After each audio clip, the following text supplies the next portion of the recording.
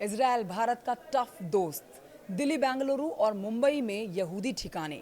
देखिए, एस जयशंकर यूं ही नहीं पहुंचे हैं तेल अवीव। एक छोटा सा विश्लेषण इस खबर से जुड़ा हुआ।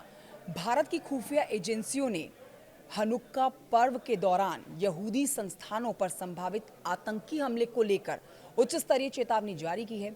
सिडनी के बॉन्डी बीच पर हनुक्का उत्सव के दौरान हुए आतंकी हमले में कम से कम 15 लोगों की मौत के बाद इस चेतावनी को और भी गंभीर बना दिया गया है। ये चेतावनी भारत के 3 शहरों दिल्ली, मुंबई और बेंगलुरु को लेकर जारी की गई है। इन घटनाओं के बीच में विदेश मंत्री एस जयशंकर इजरायल पहुंच गए हैं। उन्होंने वहां पर इजरायली प्रधानमंत्री बेंजामिन नेतन्याहू से मुलाकात की है।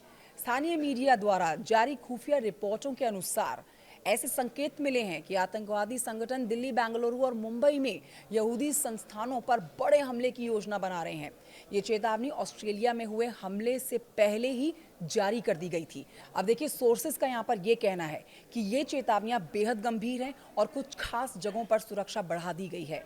विदेश मंत्री एस जयशंकर 2 दिवसीय दौरे पर इजरायल पहुंचे हुए हैं। उन्होंने मंगलवार को इजरायली प्रधानमंत्री बेंजामिन नेतन्याहू से मुलाकात की है और प्रौद्योगिक, अर्थव्यवस्था, कनेक्टिविटी और सुरक्षा के क्षेत्र में सहयोग बढ़ाने पर चर्चा की गई है।